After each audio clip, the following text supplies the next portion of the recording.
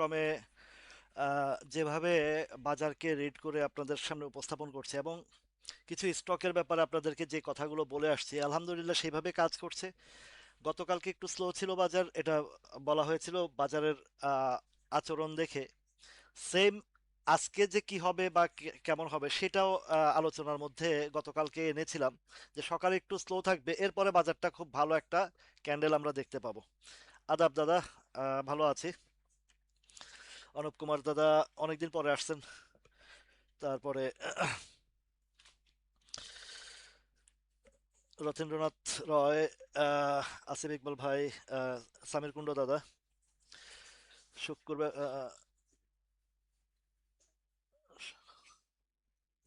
আলহামদুলিল্লাহ আপনাদের সকলের দোয়ায় আলহামদুলিল্লাহ ভালো আছি। আপনারা কেমন আছেন? আলোচনায় আসি আমরা। বেশ ভালো একটা বাজার আমরা উপস্থাপন করতে পারছি এবং বাজারকে ভালোভাবে আমরা রিড করতে পারছি। গতকালকে জেট ক্যাটাগরির কয়েকটা স্টক নিয়ে আলোচনা করেছিলাম। তার মধ্যে বারবারই আমার বারাকা পাওয়ারটার দিকেই নজরটা আসছিল। তো আলহামদুলিল্লাহ বারাকা পাওয়ার আজকে হল্ট হয়ে গেল। প্যাটার্নটা এত সুন্দর প্যাটার্ন গতকালকেই দেখেছি এবং যে অবস্থায় দেখেছি, দেখলাম যে বেশ ভালো চার্ট তৈরি হয়েছে এবং গতকালকের ট্রেড চলাকালীনই আপনাদেরকে আমি বিষয়টা নজরে আনছি। ওয়ালাইকুম আসসালাম। তো সেখান থেকে দেখলাম যে না, ভালো একটা অবস্থা হবে। আছি আলহামদুলিল্লাহ, আপনাদের সকলের দয়া ভালো আছি। আপনারা কেমন আছেন? সেইখানে আজকের যে বাজার এবং ক্যান্ডেল, খুব সুন্দর একটা জিনিস আপনাদেরকে দেখাই। ক্যান্ডেলটা এবং বাজারটা, আজকের বাজারের ক্যান্ডেলে নিচেও শ্যাডো আছে, একটু ভালো শ্যাডো আছে, প্লাস উপরেও শ্যাডো আছে। আহ, ও আচ্ছা আচ্ছা, অবশ্যই দোয়া করি অনুপ দাদা আপনার এই শেষ টাইমটাতে, শেষ সফরের একটা প্রস্তুতি বুঝি। এটা এটা একটা খুশির সংবাদ যে অন্তত চাকরির শেষ পর্যায়ে এসে একটা ভালো মিশনের একটা দায়িত্ব পেয়েছেন। ইনশাল্লাহ একটা বছরে আপনি সেই দায়িত্ব আহ, পালন করে আবারও ফিরে আসবেন আমাদের মাঝে, সেই কামনাই রইল। এখন বাজারের যে ক্যান্ডেল, উপরেও শ্যাডো নিচেও শ্যাডো, এখন উপরে কেন শ্যাডো আসছে সেটা একটু নিয়ে আলোচনা করব। আমাদের শ্যাডো কেন আসে বা কি কারণে আসে বা কেন এইখানে উপরে সেল প্রেশার আসে বা কিছু, এগুলা আমাদেরকে একটু বিচার বিশ্লেষণ করতে হয়। তো এখন যেই হিসাবটা দেখেন, এখানে উপরে শ্যাডোর কারণ হচ্ছে তার এই যে আজকে যে পয়েন্টটা, আজকের হায়েস্ট হচ্ছে হায়েস্ট হচ্ছে 5379, আর লোয়েস্ট হচ্ছে 5276। তো ক্লোজ হয়েছে 5368, মানে অল্প কিছু কমে, তার মানে উপরের থেকে 11 পয়েন্ট নিচে। আজকে যেটা হায়েস্ট হয়েছিল সেটার আহ, এগা- আহ, এগা- আহ, 11 পয়েন্ট নিচে ক্লোজ হয়েছে। এখন আমরা যদি এই মেজারমেন্টটাই করি, এই মেজারমেন্টটা যদি করি তাহলে দেখবো যে এই যে দেখেন এই জায়গাটাতে, এটা হচ্ছে সেপ্টেম্বর মাসের, এই 2025 সালের সেপ্টেম্বর মাসের, এইখানে কিছু সেলার বসে আছে। এই সেলাররা আটকা ছিল। তো আজকে একটু সুযোগ পেয়েছে, তারা কিছু প্রফিট টেকিং করেছে, কিছু সেল দিয়েছে। সেই কারণে এখানে একটু, হ্যাঁ কাউসার ভাই আপনারা অনেকদিন পরে পেয়েছি। ইনশাল্লাহ। ধন্যবাদ। এই তো, সমস্যা নাই ভাই, অনেকের তারাবি নামাজে দেরি হয়। তো আলহামদুলিল্লাহ আমি আপনাদের জন্য ভিডিওটা আবার আমার ইউটিউব চ্যানেলে উপস্থাপন করি। ইউটিউব চ্যানেলে উপস্থাপন করার কারণ হচ্ছে এটা সর্বদা সর্বকালের জন্য এই চ্যানেলের মধ্যে থাকবে। ওয়ালাইকুম আসসালাম রাফাত ভাই, থাকবে সেখানে। তো আপনারা সেখান থেকে আবার দেখে নেবেন। এবং এটা যে এখনকার জন্যই যে শুধু কার্যকর তা না, এখান থেকে শিক্ষার অনেক কিছু আছে। আপনারা ইউটিউব চ্যানেলে আমার প্রিভিয়াস ভিডিওগুলো যদি বাছাই বাছাই করে দেখেন, তাহলে আপনারা অনেক কিছু শিখতে পারবেন। যারা আহ, সময় পান না, অবসর সময়ে ইউটিউব চ্যানেলের এই ভিডিওগুলো কোন সময় আহ, কিভাবে আলোচনা করেছি, ওই প্যাটার্নগুলো যদি বুঝতে পারেন, তাহলে আপনারা ফিউচারেও আপনাদের এই মার্কেটের জন্য কাজে লাগাতে পারবেন। ধন্যবাদ আলমগীর ভাই। তো এইখানের আজকে যেই জায়গাটায় স্টকের যে ক্যান্ডেলটা তৈরি হয়েছে বাজারের, সেখানে কিছুটা সেল প্রেশার দেখা যাচ্ছে এখানে। তবে পজিটিভ সাইন যেটা, আপনাদেরকে আমি একটা জিনিস গত কয়েকদিন আগেও, গত তিন তিন তিন চার দিন আগেও আলোচনায় এনেছিলাম এবং পারভেজ ভাই আছেন, এমডি পারভেজ ভাই আছেন, কামাল হোসেন আছেন, ওনারা সহ আমরা আলোচনা যেটা পেয়েছি সেই জিনিসটার মধ্যে একটা পজিটিভ সাইন হচ্ছে এই যে গতকালকে আর আজকের যে ট্রেডিং প্যাটার্নটা, এই প্যাটার্নটার কথা আমি গত 2 দিন আগেই আপনাদেরকে একদম পুঙ্খানুপুঙ্খভাবে বিশ্লেষণ করে দিয়েছি। এমডি সুমন হোসেন, একদিন মনে হয় দেখা হয়েছিল রাস্তার মধ্যে। তো এইখানের যে জিনিসটা আমরা আলোচনায় এনেছি বা দেখেছি সেটাই হয়েছে। আজকের ক্যান্ডেলটা সকালবেলা বলেছিলাম গতকালকে যে একটু স্লো থেকে শেষার্ধে বাজারটা খুব সুন্দরভাবে আপ ট্রেন্ডে চলে যাবে, সেই আলোচনার মধ্যে দেখেছি সুন্দরভাবে উঠেছে। তো হিস্টোগ্রামের বারটা আমার পজিটিভ, তারপরে আরএসআই পজিটিভ, এবং এই যে প্যাটার্নটা, এই প্যাটার্নটাও আমার পজিটিভ। শুধু একটা জায়গায় একটু হয়তো ধাক্কা লাগছে বা কিছু হচ্ছে, যেটা হচ্ছে এই যে সেপ্টেম্বর মাসের 28 তারিখ থেকে সেপ্টেম্বর অক্টোবরের এই সময়টাতে এখানে একটু কিছু সেলার ছিল, এখানে একটু সেল প্রেশার ছিল। তো সেইখানে, ওয়ালাইকুম আসসালাম ও রহমতুল্লাহ। তো এইখানের যে জায়গাটাতে এখানে একটু এই কারণে শ্যাডোটা একটু দেখা যাচ্ছে। আগামী 2 দিন আমাদের মার্কেট আছে, আগামী সপ্তাহের 2টা কার্যদিবস আমরা পাবো। সেই 2টা কার্যদিবসের যে ঘটনাগুলো ঘটতে পারে, সমূহ সম্ভাবনা আছে, সেটা নিয়ে আজকে আলোচনাটা করব।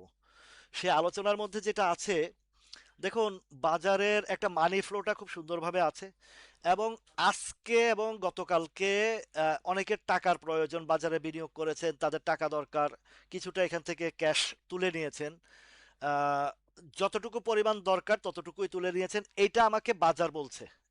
এখানে কোনো সেল আউট হয় নাই, প্রফিট টেকিং হয় নাই, বা বাজার পতনের কোনো বড় সেল হয় নাই। এটা ভলিউম প্লাস বাজারের আচরণ বলছে।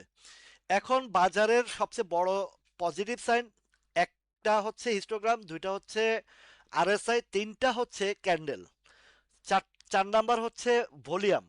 তাহলে আমরা অনেকগুলো সাইড, ওয়ালাইকুম আসসালাম বাবু ভাই, ভালো আছি, অনেকগুলো সাইড আমাদেরকে পজিটিভ ইন্ডিকেট করে। প্লাস আরো কিছু পজিটিভ, এই চার্টের বাইরের পজিটিভ কথা বলি। আজকে আমাদের বাংলাদেশের নির্বাচিত সরকারের একটা সংসদ অধিবেশন হয়েছে। সেই সংসদ অধিবেশনের যেই সৌন্দর্য দেখেছি, সরকারি দল এবং বিরোধী দল দুইটা দলে এখানে সিট কে কত আসন পেল বা না পেল, সমান না সংখ্যালঘু না সংখ্যাগুরু, সেটা দেখার বিষয় না। বিষয় হচ্ছে যে সংসদে একটা আহ, আলোচনা এবং প্রতিবাদী কণ্ঠ দুইটা মিলেই অন্যায় প্রতিবাদ করার মতো যে একটা সংসদে একটা দল আছে, এই বিগত 17-18 বছর পরে, বিগত 18টা বছর পরে আমরা একটা গণতান্ত্রিক পরিবেশে একটা সংসদ দেখলাম আজকের প্রথম কার্যদিবসে। সেখানে শুরুর দিন কিছু ভুল ত্রুটি থাকবে, কিছু ভালো থাকবে, কিছু খারাপ থাকবে, সবকিছু মিলিয়ে এই প্রতিবাদ করা বা সংসদে সংসদ প্রধান দল এবং বিরোধী দলের যে একটা শিষ্টাচার আচরণ, এই জিনিসটাই আমরা চেয়েছিলাম। বিগত সরকারের আমলে আমরা দেখেছি যে স্বৈরতান্ত্রিক ভাবে কিভাবে একটা ক্যাঙ্গারু কান্ট্রি বা রাষ্ট্র বানিয়ে রেখেছিল, এবং সেখানে আমরা সংসদে দেখছি যে তেলবাজি চাটাচাটি ছাড়া আর কিছু পাই নাই। সেইখান থেকে যে এই যে একটা পরিবর্তনের হাওয়া এসেছে, ভালো মন্দ, যে ভালো কাজ করবে তার গুণগান হবে, যে খারাপ কাজ করবে তার আহ, বিরুদ্ধে কথা বলবে, সংসদে আলোচনা হবে, সমালোচনা হবে। এটা হচ্ছে একটা গণতান্ত্রিক রাষ্ট্রের সৌন্দর্য। আমি পোস্ট করি, আমার পোস্টে অনেকে ভালো বলেন, মন্দ বলেন, সবকিছু বলেন, এটা একটা বিউটি, এখানে একটা বাক স্বাধীনতার একটা অধিকার আছে। এটা হচ্ছে গণতান্ত্রিক সৌন্দর্য। আবার আরেকটা জিনিস খেয়াল করেন, আহ, আজকে দেখেছেন যে মির্জা আব্বাস অসুস্থ হয়ে হাসপাতালে ভর্তি হয়েছেন, আবার নাসিরউদ্দিন পাটারি তার সুস্থতা কামনা করেছেন। এটা হচ্ছে খুবই সুন্দর একটা রাজনৈতিক শিষ্টাচার। আমরা সমালোচনা করব, বিরোধিতা করব, আবার একজনে অসুস্থ হলে আরেকজনে দোয়া করব, তার প্রতি শ্রদ্ধা দেখাবো। এই জিনিসটা হচ্ছে আহ, এই জিনিসটা হচ্ছে রাজনৈতিক শিষ্টাচার। কিন্তু আমাদের জীবনের এই আমরা যারা সাধারণ মানুষ আছি বা কিছু মানুষ আছি যারা এতটাই দলকানা হয়ে যায়, বিরোধিতা সহ্যই করতে পারি না, আবার অন্যায়ের বিরুদ্ধে কথা বললে গায়ে পড়ে লেগে যায়। এই যে আমাদের এই যে আহ, অপরাজনীতি বা অপচিন্তার যেই বহিঃপ্রকাশ দেখা যায় আমাদের সাধারণ জনগণের, কিন্তু সাধারণ জনগণ এইটা বুঝে না যে রাজনৈতিক দলেরা যত কিছুই করুক তারা কিন্তু একই জায়গায় একসাথে। এই বাংলাদেশের আপনারা দেখেছেন যে সর্ব সময় বাংলাদেশে কারা ক্ষমতা আসছে, হয় পেশি শক্তি, এলিট শ্রেণী, যারা আমাদের সাধারণ মানুষকে ছোট করে দেখে, মানে গরিব ভাবে বা এই রাষ্ট্রের দাস ভাবে। আজকে হাসনাত আব্দুল্লাহ একজন কৃষকের ছেলে, একজন রাজমিস্ত্রির ছেলে আজকে সংসদে গেছে। এটা হচ্ছে আমাদের বাংলাদেশের ঐতিহ্য, যে না এখানে ধনী গরিবের ভেদাভেদ নাই, এইখানে ন্যায় ইনসাফ এবং সত্য বিজয়। এই সংসদের হাসনাত আব্দুল্লাহর মতন একজন সংসদ সদস্যকে আমরা পেয়েছি। এইরকম আরো অন্তত 50-100 জন হাসনাত আব্দুল্লাহ সংসদে যেদিন প্রতিষ্ঠিত হবে, যেদিন সংসদে যেতে পারবে, সেদিন দেখবেন এই বাংলাদেশের টোটাল বাংলাদেশের চিত্র ভিন্ন। আমরা তখন আমেরিকা, চায়না, চীন, জাপানের সাথে আমরা প্রতিযোগিতা দিতে পারবো। আমরা দলকানা না হয়ে আমরা অতীতের ইতিহাস দিয়ে ব্যাংক মানে দেশটাকে একটা দাসত্বে না রেখে আমরা যদি সামনের দিকে এগিয়ে যেতে চাই, তাহলে আমাদের এই পরিবর্তনগুলো আনা প্রয়োজন। এটা আপনারা আমার সকলের দায়িত্ব। দেখুন আজকে একটা বছর যাবত আপনাদের সাথে যে অক্লান্ত পরিশ্রম করেছি, এখানে আমার কি স্বার্থ আছে বলেন ভাই? আপনাদের জন্য এই যে বছরকে বছর আপনারা এই বাজার থেকে বাজারে পুঁজি হারিয়ে কত মানুষ আপনার এই পুঁজিবাজার থেকে বিমুখ হয়েছে, সংসার ত্যাগ করেছে, সুইসাইড করেছে, হাহাকার করেছে। এই পুঁজিবাজারের কারণে পরিবার সমাজ থেকে বিচ্ছিন্ন হয়েছে। হয়েছেন কিনা সেটা আমাকে বলেন, হয়েছেন কিনা সেটা আমাকে বলেন। তো আপনাদের সকলের এই দুঃখ দুর্দশা, যখন রাতে 3টার সময় কেউ আমাকে ফোন করে বলে ভাই আমি আমার নিজের সন্তানকে দেখতে পারি না, দায় দেনার কারণে আমি বাড়ি ছাড়া, সংসার ছাড়া, এলাকা ছাড়া, তার কান্নার আগে আমার নিজের কান্না চলে আসে এই ধরনের কথা শুনলে। এই যে মানুষের কষ্ট দুঃখের আহ, অন্ত নাই, অন্তহীন দুঃখ কষ্ট নিয়ে এই পুঁজিবাজারে যারা রাগে ক্ষোভে ফুলে ওঠেন, ফুঁসে ওঠেন, মাঝে মধ্যে আন্দোলনে নামেন, এই যে কাজগুলো, যে মানে যে কষ্টগুলো দেখেছি, সেই জায়গা থেকেই তো আমি আপনাদের পাশে দাঁড়ানোর চেষ্টা করেছি। আমাকে আল্লাহ তাআলা যতটুকু জ্ঞান দিয়েছে, যতটুকু বাজার সম্পর্কে ধারণা দিয়েছে, সবকিছু আপনাদের জন্যই তো আমি উজাড় করে দিচ্ছি। কেন? এই যে আপনাদের কষ্ট যদি আমি অনুভব না করতে পারি, তাহলে আমি তো মানুষ হিসাবে পরিচয় দিতে পারি না।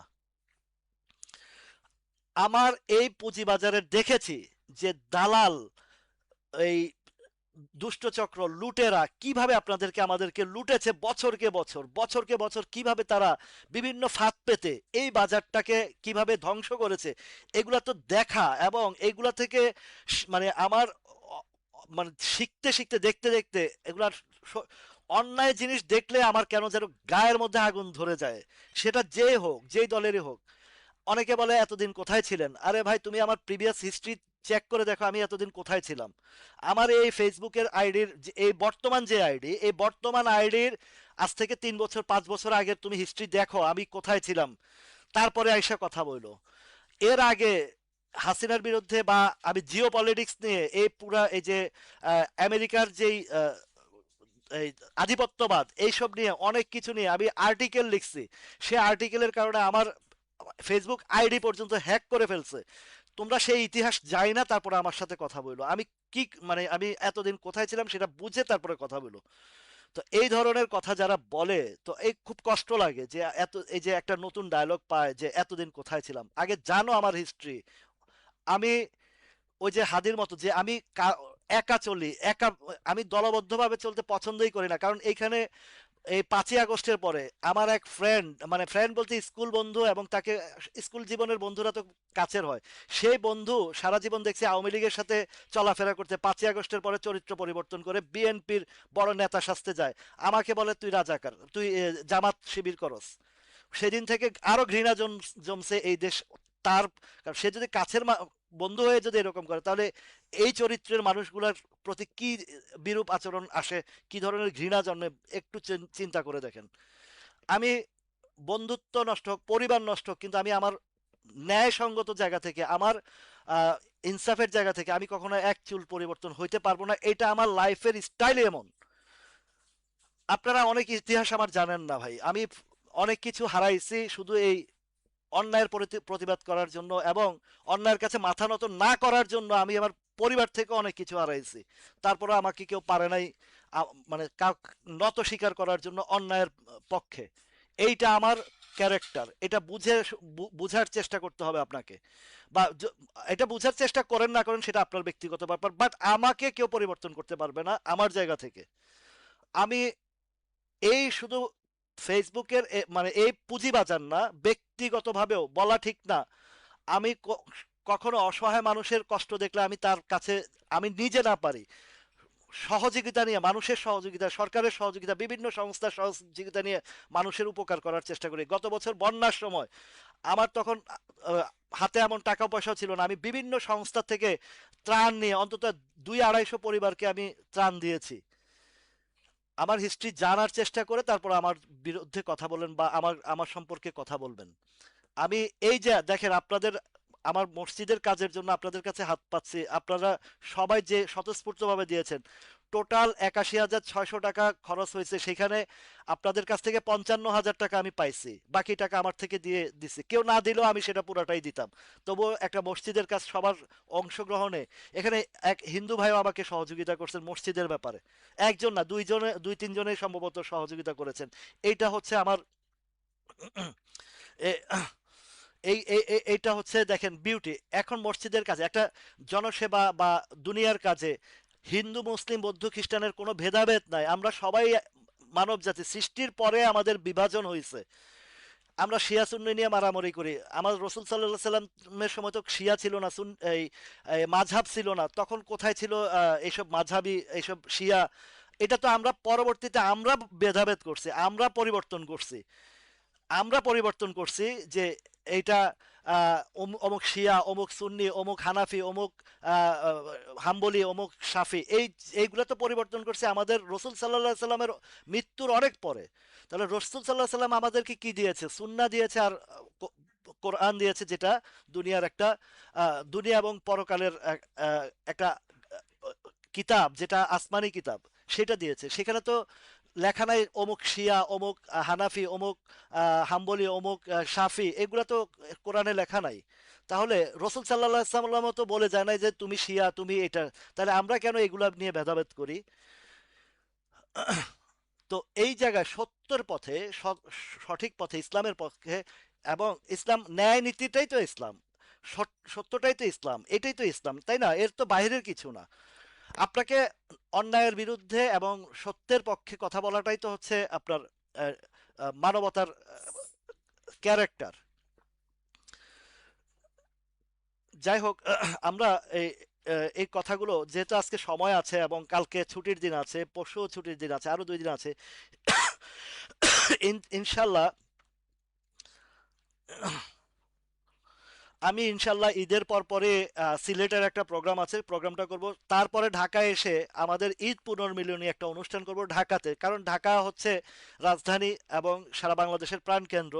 ঢাকাতে আমি আবারও একটা ঈদ পুনর্মিলনী অনুষ্ঠান করব সবাইকে নিয়ে।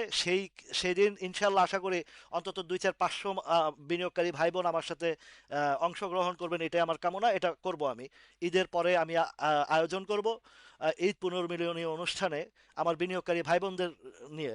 এবং কিভাবে কিভাবে আমরা এই জায়গা থেকে আমাদের যে ক্ষতিগুলো হয়েছে প্রিভিয়াস হিস্ট্রিতে, সেখান থেকে কিভাবে উত্তরণ করে বাজারকে একটা সুন্দর পরিবেশ পরিস্থিতি সৃষ্টি করতে পারি, সেই জায়গা থেকে আমি কাজ করে যাচ্ছি, করে যাব ইনশাল্লাহ।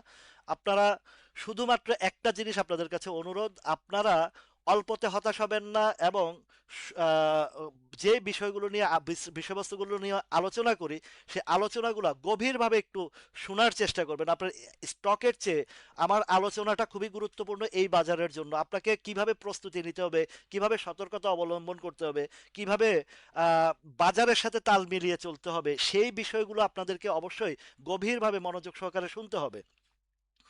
তো এখন দেখুন আজকে যেই আলোচনাগুলো করলাম এগুলো আসলে খুবই আহ, আহ, বাজারের বাহিরেরও কিছু আমাদের সকলের জন্যই কথাগুলো বলেছি, তো বাজারের রিলেটেড যে বিষয়গুলো সেই কথাগুলো বলছি।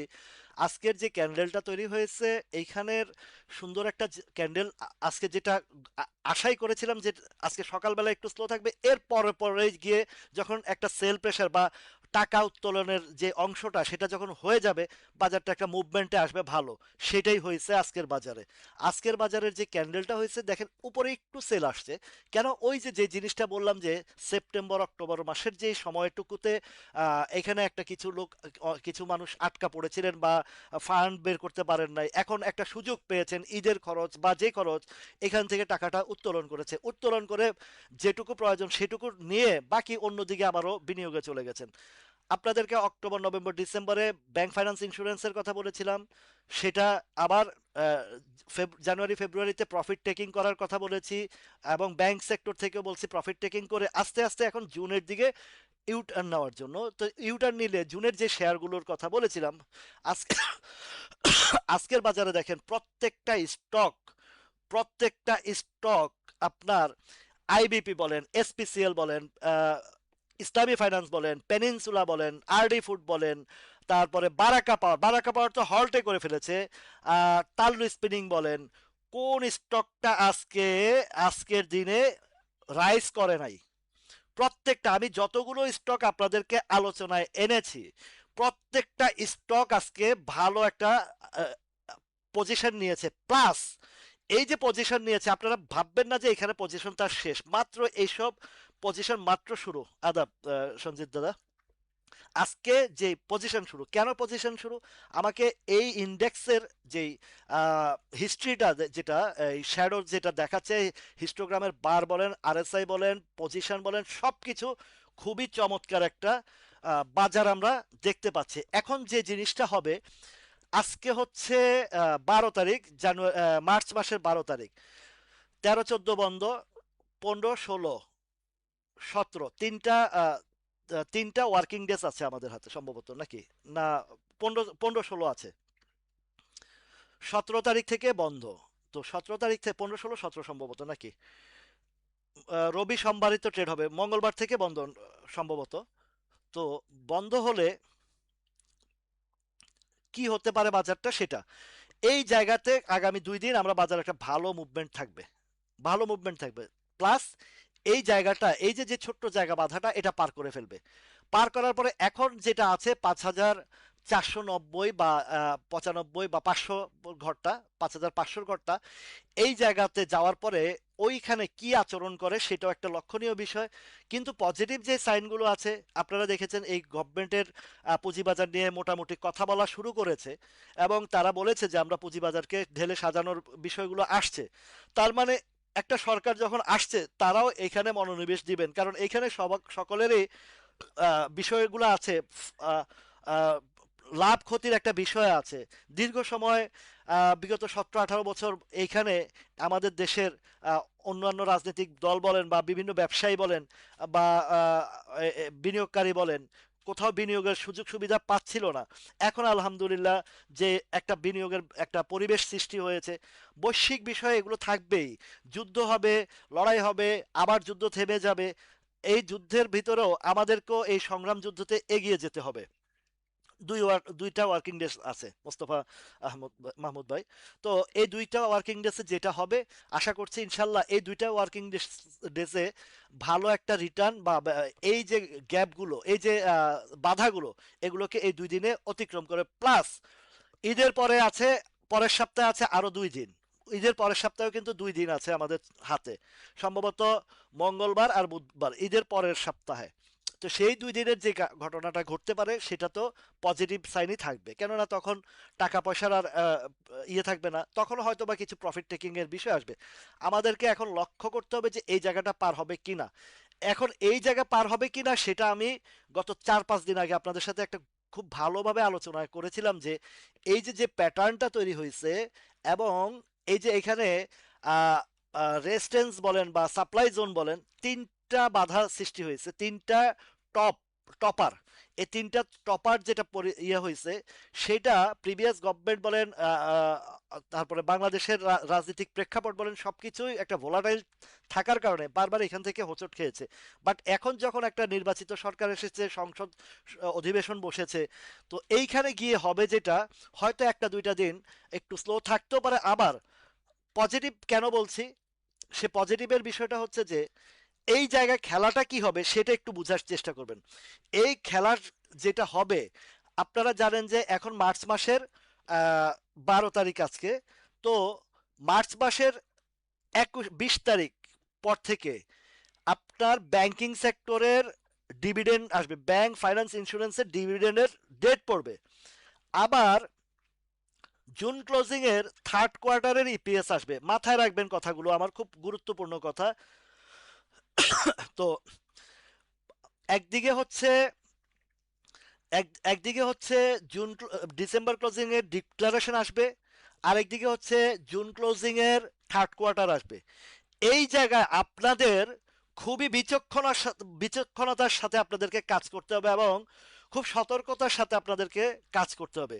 সেই সতর্কতাটা কি করতে হবে, আপনারা জানেন যে এর আগেও আমি কয়েকবার আপনাদেরকে এই বিষয়গুলো নিয়ে সতর্ক এবং আলোচনা করেছি। যেমন ধরেন ব্যাংকের কথাই বলি, ধরেন সিটি ব্যাংক, হ্যাঁ, সিটি ব্যাংক, CITY, সিটি ব্যাংকটা একটা স্টক দিয়ে বুঝাই। সিটি ব্যাংকটা আজকের দিনে কত আছে? 31 টাকা 90 পয়সা আছে।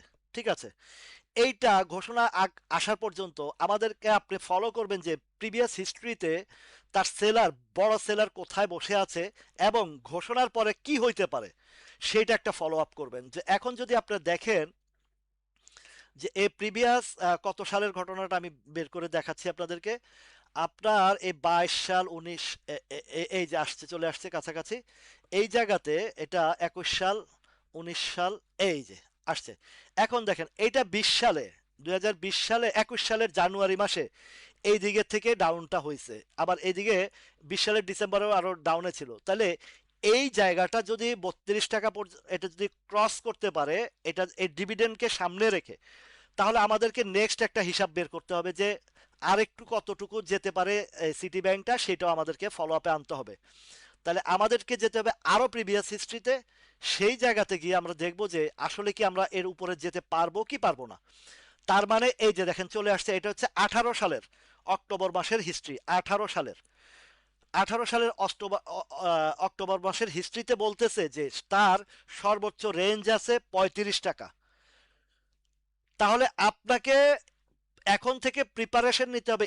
সিটি ব্যাংকের যদি ঘোষণা আসে, আপনার সর্বোচ্চ জায়গাটা 35 টাকা পর্যন্ত হিসাব রাখতে হবে। এই 35 টাকা পর্যন্ত যদি ডিক্লারেশনের পর্যন্ত যদি চলে যায়, আপনাকে অবশ্যই প্রফিট টেকিং করে এখান থেকে সাইডে যেতে হবে, কেননা এর উপরে আরো সেল আছে। তো এটা যখন ডিক্লারেশন আসবে, ডিক্লারেশন আসলে ধরেন 20% ক্যাশ দিল বা 10% ক্যাশ দিল, স্টক দিল 5%, তার মানে এখানে একটা অ্যাডজাস্টমেন্ট আছে। এই অ্যাডজাস্টমেন্টের পরে এই সিটি ব্যাংকটা কি এখানে কি আসলে ধরে রাখতে পারবে? না, এটা ডাউনে চলে আসবে। তাহলে এই সিটি ব্যাংকের মতন যেমন আরেকটা দেখা উত্তরা ব্যাংক। উত্তরা ব্যাংক, শুধু এটা আমি এই stock city bank Uttara bank দিয়ে উদাহরণ দিচ্ছি, সেই সাথে বলবো এই উদাহরণগুলো সকল ব্যাংক ফাইন্যান্স ইন্স্যুরেন্সের ক্ষেত্রে অ্যাপ্লায়েবল। সকল ব্যাংক ফাইন্যান্স ইন্স্যুরেন্সের ক্ষেত্রে এই আলোচনাটা পারফেক্ট, প্রত্যেকটা ব্যাংক ফাইন্যান্স ইন্স্যুরেন্সের ক্ষেত্রে। এর আগে যখন জুন ক্লোজিং এ ঘটনাগুলো ঘটছে তখন আপনাদেরকে দেখাইছিলাম, যেমন ইএইচএল দিয়ে দেখাইছিলাম, তারপরে এই যে Hwa Well textile, argon denim, Matin spinning, এই স্টকগুলো দিয়ে এই সেম এখন যে জিনিসগুলো আপনাদেরকে বুঝাচ্ছি, ঠিক ওই সময়ও আমি আপনাদেরকে সেপ্টেম্বর মাসে বুঝাইছিলাম, কিন্তু আপনারা অনেকে রং ডিসিশন নিচ্ছেন। এই মুহূর্তে আপনাদেরকে ব্যাংক ফাইন্যান্স ইন্স্যুরেন্সে ঢুকার আগে হাজারবার চিন্তা করতে হবে যে আপনি কি আসলে ওই মানে প্রিপারেশন নিয়ে, এক্সিট নিয়ে, প্রফিট নিয়ে বের হতে পারবেন কি পারবেন না, সেটা হচ্ছে আপনাদের চ্যালেঞ্জিং এর বিষয়। তো এখন যে জিনিসটা হচ্ছে, আগামী কয়েক কার্য দিবস, বিশেষ করে মার্চের লাস্ট উইক পর্যন্ত, এই যে দেখেন উত্তরা ব্যাংকটার কথা বলি, আপুও বলেছেন সেখানে, ওয়ালাইকুম সালাম ফুলজার ভাই। তো আপুও বলেছেন একজনে, লাইলা আপা, উনিও বলেছেন যে উত্তরা ব্যাংক দেখতে, এই উত্তরা ব্যাংকটাও সেম একই ঘটনা সিটি ব্যাংকের মতন ঘটবে। আপনাকে প্রিভিয়াস হিস্ট্রিতে দেখতে হবে উত্তরা ব্যাংকটা হাইয়েস্ট রেঞ্জটা কোথায় ছিল। এখন এই মুহূর্তে যদি দেখি আমরা উত্তরা ব্যাংকের এই যে 26 টাকা 80 পয়সা পর্যন্ত এটা আমরা দেখছি, বা 27 টাকা পর্যন্তই ধরেন, এই 27 টাকা পর্যন্ত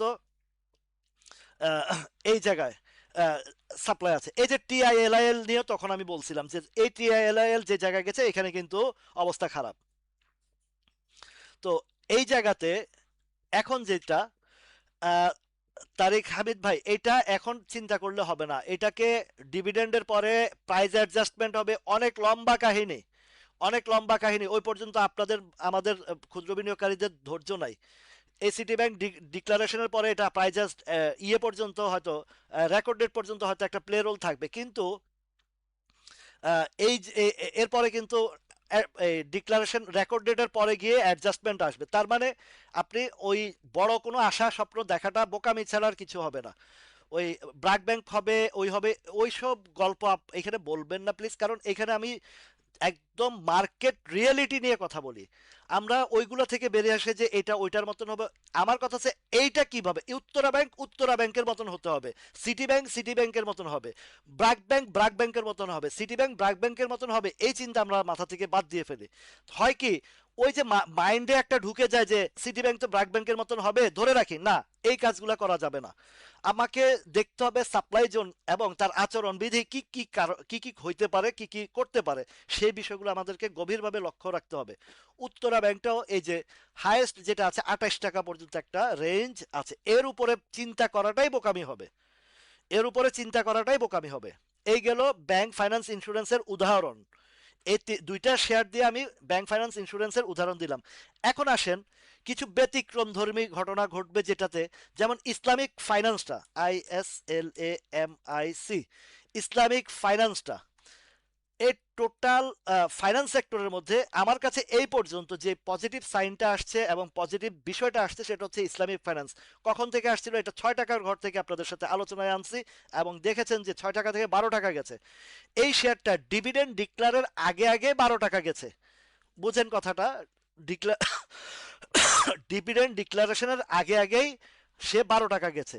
এখন তার যে ইপিএস রিকভারি প্লাস তার যে পজিশন অবস্থান, এটাতে একদম সুস্পষ্টভাবে দেখাচ্ছে যে সে ডিভিডেন্ড দিবে, এবং এটার ভিতরের তথ্যপত্র যতটুকু পেয়েছে এবার এবছর তারা ডিভিডেন্ড দিবে। ডিভিডেন্ড দিলে কি হবে, এটা জেড থেকে এটা বিতে আসবে, জেড থেকে যদি বিতে আসে তখন এটা কি হবে, এই জিনিসটা কি হবে সেটা আমাকে মার্কেট বলবে। এখন যে প্রাইসটা আছে 11 টাকা 10 পয়সা 20 পয়সা আছে, এই শেয়ারটার নেক্সট রাউন্ডের এই যে এবার যে উত্থানটা হবে বা আপট্রেন্ডটা যাবে, সেটা আপনাকে আমি এর আগেও আপনাদেরকে বলেছি 14 টাকার ঘরটা 14 থেকে 15 টাকার ঘরটাতে ঢুকবে।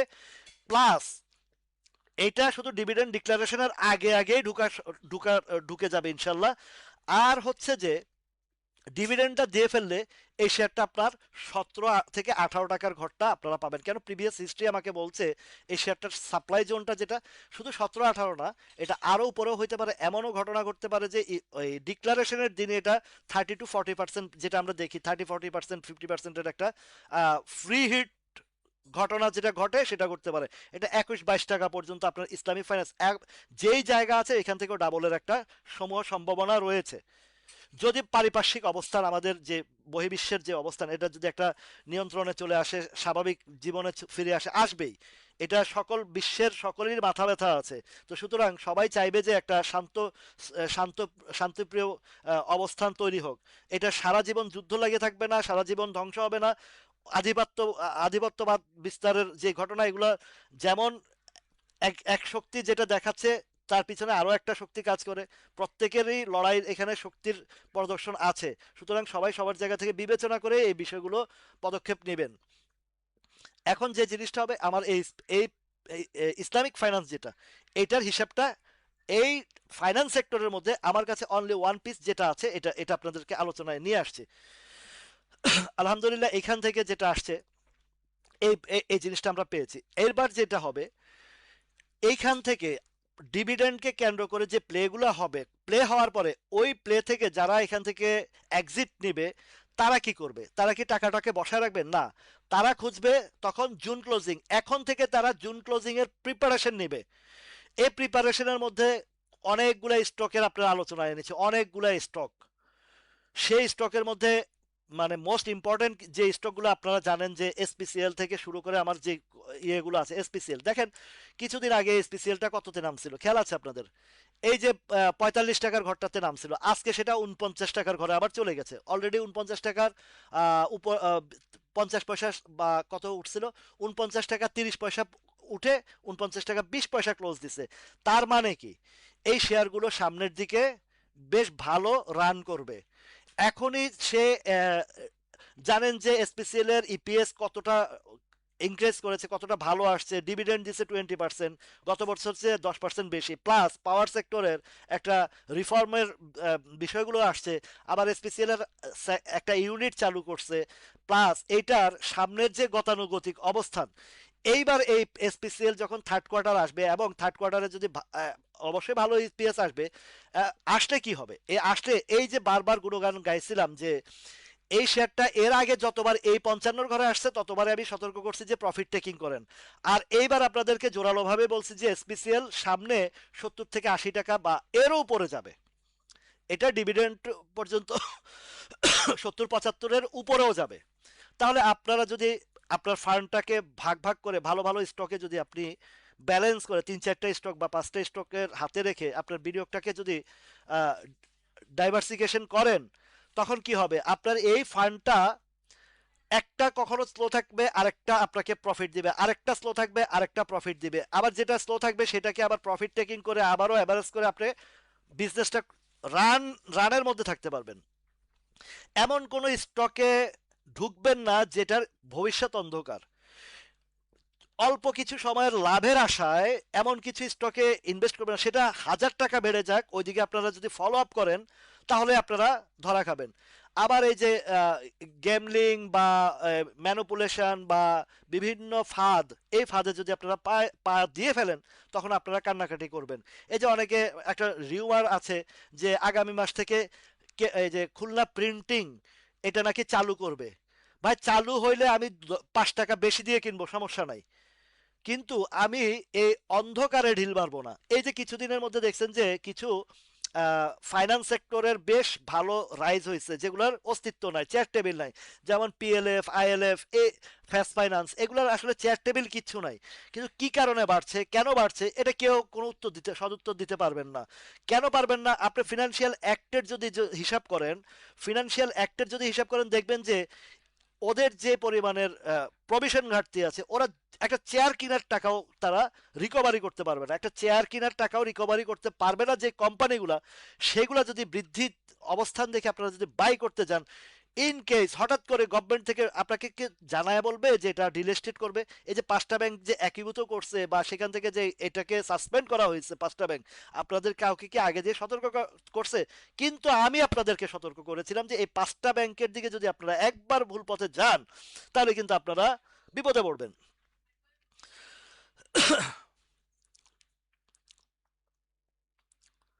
তো এই কারণে বলছি যে আপনারা একটা সঠিক পথে যদি হাঁটেন, আপনার ধৈর্য রেখে অল্প অল্প করে লাভ করেন না, অল্প পুঁজি অল্প রুজি অধিক খুশি, এই প্যাটার্নটার, এই যে কথার যে আমার স্লোগানটা, সেটার কথাটার অর্থ মিনিংস আপনাকে বুঝতে হবে যে আমি কোন ইঙ্গিতে কোন ভাষণে কথাগুলো বলছি, যে অল্প পুঁজি অল্প রুজি অধিক খুশি। আপনার ফান্ডে যেটা একটা long term, mid term, short term, short term 3টা ভাগ করে আপনার বিনিয়োগটাকে একটা সুন্দর পোর্টফোলিও সাজান। এখন যখন বাজারটা ডাউনে আসবে, বা এই যে গত কিছুদিন ইরানকে কেন্দ্র করে যে ডাউন বাজারটা আসছে, সেই বাজারে আপনার লং টার্ম শর্ট টার্ম কোনোটা মানছে, সবগুলো পড়ছে, কিন্তু আপনার স্টকগুলো যদি যাচাই বাছাই করে ভালো থাকেন, তাহলে দেখবেন যে আপনার স্টকটা খুব দ্রুত উঠে যাবে। দেখেন এসপিসিএল যে পরিমাণে রিকভারি হয়েছে, প্যানিনসুলা যে পরিমাণে রিকভারি হয়েছে, আরডি ফুড যে পরিমাণে রিকভারি হয়েছে, ইসলামী ফাইন্যান্স যে পরিমাণে রিকভারি হয়েছে, বারাকা পাওয়ার যে পরিমাণে রিকভারি হয়েছে, তাল্লু স্পিনিং যে পরিমাণে রিকভারি হয়েছে, আইবিপিটা তো পড়েই নাই, আমার হিসাবে আইবিপিটা এই ধাক্কাতে পড়েই নাই। কেননা আইবিপি আমি যখন আলোচনা করেছিলাম তখন কিন্তু আরো 7 মাস আগে এই রেঞ্জেই ছিল। তো সেইখান থেকে যতটুকু নামছে এইটুকু নামার তার চাপের ইয়েতে হয়েছে। এই আইবিপির যে পরিমাণে রিকভারি হয়েছে, আপনি দেখেন আদার্স আরো খারাপ খারাপ কিছু শেয়ারের ওই রিকভারিটা কি হয়েছে? হয় নাই। তাহলে আপনাকে বুঝতে হবে যে যে জিনিসটা ভালো জিনিস, বাজার ইউটার্নের সময় কত বড় রিকভারিটা হয়, কতটা বড় রিকভারি হয়। যেমন ধরেন আপনার ব্যাংকের মধ্যে ন্যাশনাল ব্যাংকের এনবিএলটা আপনারা এই যে ওই ইয়ে করে সামনে ইলেকশনকে কেন্দ্র করে বিএনপি শেয়ার এই শেয়ার সেই শেয়ার বলে একটা প্লে রোল করে আপনাদেরকে যে ধরায় দিছে, কোথায় নিয়ে ধরাইছে? 6 টাকা 60 পয়সা। এই যে নামছে 5 টাকা 4 টাকা 80 পয়সা পর্যন্ত নামায় ফেলছে, সেটা 70 পয়সা পর্যন্ত নামায় ফেলছে। এখন এই 6 টাকা পর্যন্ত যাইতে যাইতে তো আপনার দম ফাটায় ফেলবে। আপনি তো অস্থির হয়ে যাবেন যারা এই 6 টাকা 60 70 পয়সা কিনছেন। আপনাদের তো জীবন শেষ হয়ে যাবে এই জায়গায় যারা কিনছেন। আপনি তো এখান থেকে সহজে বের হইতে পারবেন না। তাহলে এই জাতীয় শেয়ারে কেন আপনারা ইনভেস্ট করবেন? আবার উত্তরা ব্যাংকের কথা বলছি, এটা এই মুহূর্তে উত্তরা ব্যাংকটা যে পজিশন আছে এখানে আপনারা অন্তত আরো 3-4 টাকার একটা গ্যাপের লক্ষণ দেখছি। বাট ব্যাংকিং সেক্টর আছে, আমরা যারা কিছু মানুষ আছে আমরা এই ব্যাংকিং সেক্টর পছন্দ করি না। ফাইন্যান্সের মধ্যে যদি ইসলামিক মাইন্ডের বা যেটা একটু হালাল জিনিসে হালাল পথে থাকতে চেষ্টা করি, এটাই সবসময় চেষ্টা করি। যদিও আমাদের দেশে হালাল পথে চলাটা অনেক কঠিন ব্যাপার, কষ্টের ব্যাপার, তারপর আমরা চেষ্টা করি যারা, তাদের জন্য ব্যাংক ফাইন্যান্স তো তারা পছন্দই করেন না। আমার যারা পার্টনারশিপে যারা আছেন তারাও, তাদের মধ্যে অনেকে আমাকে আগে বলে দিচ্ছে ভাই সুদের কোনো স্টক যেন না কিনি। তো তার মধ্যে ইসলামিক যেটা ইসলামিক ফাইন্যান্সটা যেটা বা ইসলাম আইসিআইসিএল ইন্স্যুরেন্সের একটা বিষয়টা দেখছি, সেটাও আমরা নিয়েছি। মার্জিন থেকে সবাই বিরত থাকবেন, এটা সবসময় বলে আসছি, বলে এখনো বলছি। আর ডে ট্রেড নিটিং থেকে বিরত থাকুন। নিটিং ডে ট্রেড বাজারের জন্য চরম ক্ষতিকর, মার্জিন লোন আপনার নিজের ব্যক্তিগত জীবনের জন্য ক্ষতিকর। সেই ক্ষতিকর জায়গা থেকে আপনারা বেরিয়ে আসুন। এখন এনবিএল এর গেল এই অবস্থা। বাকি যে স্টকগুলা, এখন আপনাদের করণীয় যেটা, আগামী আহ, ইয়ে পর্যন্ত মার্চ এবং এপ্রিলের প্রথম সপ্তাহ দ্বিতীয় সপ্তাহটা বাজারটা আমাদের চমৎকার সুন্দর একটা বাজার উপহার দিবে। এবং আমি যা যা দেখছি, যে প্যাটার্ন দেখছি, যে অবস্থান দেখছি, এখানে কিছু কিছু শেয়ারের অবস্থান যেগুলোর ইপিএস ভালো আসবে সেগুলো ভালো হবে, যেগুলো ইপিএস খারাপ আসবে এগুলো পড়বে। এই বিষয়গুলো একটু মাথায় রাখতে হবে যে কোন কোন স্টকের কি ধরনের ইপিএস আসে। এখন এটা বাইর করতে হলে আপনাদেরকে কি করতে হবে? আপনারা যে কোম্পানিটা আপনার হাতে আছে প্রিভিয়াস হিস্ট্রিগুলো দেখবেন, তার তথ্যপত্র নেওয়ার চেষ্টা করবেন, নিয়ে ওইখান থেকে আপনারা আলোচনাগুলা বুঝে নেবেন যে আপনার হাতের স্টকগুলোর কি পজিশন আছে, কোন পজিশন আছে, কেমন আছে, এগুলো একটু ফলো করবেন। তারপর আসেন এবার, এবার আসি এই যে আরডি ফুড নিয়ে বারবার বলতেছেন, আরডি ফুড প্রতিদিনই আলোচনা আনে। আরডি ফুড নিয়ে আলোচনা কিছু নাই, যে পরিমাণে নামছে সেই পরিমাণে আবার রিকভারি করে ফেলছে, আরো করে ফেলবে। এখনো তো উঠেই নাই শেয়ারটা, এখনো কিনার অনেক জায়গা আছে, কিনার অনেক জায়গা আছে আরডি ফুডের। আপনারা দেখবেন যে এইটা যখন বাজার প্লে করবে এবং তার ডিভিডেন্ডের টাইম পর্যন্ত এই আরডি ফুডটা আপনারা 25 টাকার উপরে দেখবেন এখান থেকে। তো এখনো পর্যন্ত এখান থেকে যেটা আছে 6 টাকার মতন গ্যাপ আছে, এইদিকে পাবেন। তারপরে আছে অনেক কিছু শেয়ার, আপনি যেই শেয়ারটাতে কিনবেন ঢুকবেন, ওয়াইম্যাক্স দেখেন, এই ওয়াইম্যাক্স এর ভিতরগত অবস্থান কি আছে, আহ, এটার ফিউচার কি হইতে পারে, এটা ইপিএস কেমন, ফার্স্ট কোয়ার্টার কেমন আসে, সেকেন্ড কোয়ার্টার কেমন আছে, এগুলো খেয়াল করবেন। খেয়াল করে আপনারা ডিসিশন নেবেন। যেমন ওয়াইম্যাক্সটা এখন যে জায়গা আছে, এইটা সামনে যেই তার ইপিএস এর ডিক্লারেশন পর্যন্ত আপনি 15 টাকার থেকে 15 টাকা 50-60 পয়সা বা 16 টাকা পর্যন্ত আপনারা এই জিনিসটা দেখতে পারবেন। এর বেশি যদি আশা করেন তাহলে বোকামি হবে। আপনাকে অনেকে গুজব ছড়াবে, এটার গেমলার ঢুকছে, এটা মামা ঢুকছে, এটা বাইকনা ঢুকছে, এটা এই হয়েছে সেই হয়েছে, এগুলোর দিকে ফলো আপ করলেই আপনি বিপদে পড়বেন। তারপরে দেখেন এআইএলটার অবস্থা এমনিই খারাপ জানেন। এআইএল নিয়ে আলোচনার মতন কিছুই নাই, কেননা তারা ডিভিডেন্ড ডিক্লেয়ার করতে পারে নাই, জেডে চলে গেছে। তাদের রিকভারি যতক্ষণ পর্যন্ত না আসে, ভালো কোনো নিউজ না আসে, ততক্ষণ পর্যন্ত আপনারা এটার দিকে ফলো আপ করলে কোনো লাভ হবে না। আমি এই এআইএল 50 টাকার ঘর থেকে আপনাদেরকে সতর্ক করার পরে এই শেয়ারটা আসছিল কত, 27 টাকা নামছে। তার মানে কি আপনার অলরেডি 50%-এর মতন এটা পুঁজি হারাইছেন আপনারা। 50% মানে বুঝেন আপনার পুঁজি অর্ধেক হয়ে গেছে। সেখান থেকে এখন যে প্যাটার্ন হয়েছে, কিছুদিনের জন্য হয়তো বা সর্বোচ্চ আপনি 32-33 টাকার উপরে আশা করাটা এটাও বোকামি হবে, যে পরিমাণে তার হয়েছে। এখন তার ইপিএস কেমন আসবে, তারপরে ওয়ার্ডার কেমন আসবে, এইগুলো অনেক তথ্যপত্র, বহু বিষয় বস্তু জড়িত আছে। সেইগুলা না বুঝে আপনারা ইনভেস্ট করাটা ঠিক হবে না। ইটিএলটা ঘোষণা দিয়েছে, ইটিএলটা ডিভিডেন্ড দিয়েছে, ইটিএলটা তারপরও কেন পারতেছে না? ওই যে উপরের কিছু সেলারের কারণে এটা পারতেছে না। তবে এখন যে প্যাটার্ন আছে, এই প্যাটার্ন অনুযায়ী আপনাকে ঈদের আগে হোক বা পরে হোক 10 টাকা 70-80 পয়সা বা এই পর্যন্ত 10 টাকা 70-80 পয়সা পর্যন্ত আপনাকে এই ইটিএলটা আপনাকে একটা সুযোগ দিয়ে যাবে, ইটিএলটা। তো এই জায়গা থেকে আপনারা এই জিনিসটা ফলো করবেন। তারপরে আছে ধরেন, হ্যাঁ, এআইএল এর মালিক পলাতক, ওই ডিভিডেন্ড ডেট দিয়ে আর পারে নাই দিতে, হয়ে গেছে। দেখেন সাইপ পাওয়ার টেকটা কিন্তু ভালো একটা শেয়ার ছিল একটা সময়। পলিটিক্যাল ইস্যুর কারণে এই শেয়ারটা কোথা থেকে কোথায় নেমে আসছে, তারপরেও কিছুটা উঠছে। এখন যে অবস্থান, এটা ডাউন ট্রেন্ড, কালকেও আলোচনা করছে, এটা ডাউন ট্রেন্ড, এটা নিচে আসবে। নিচে আসবে কোথায় পর্যন্ত আসতে পারে? 5 টাকা 80 70-80 পয়সা পর্যন্ত তো আমি অনায়াসে দেখছি এটা 5 টাকা 5 70-80 থেকে পর্যন্ত আসবে। ঠিক আছে। এই যে মোহাম্মদ মাঝহারুল ইসলাম লেমন ভাই, আপনি ইপিএস খারাপ কোথায় দেখছেন? আপনি রিকভারিটা চিন্তা করেন। আপনাদের এই যে মানে অঙ্কে কাঁচা আপনারা, 8 টাকা মাইনাস থেকে এক ফার্স্ট কোয়ার্টারে 5 টাকা রিকভারি করছে, সেকেন্ড কোয়ার্টারে আরো করছে, এখন মাত্র 87 পয়সা মাইনাস।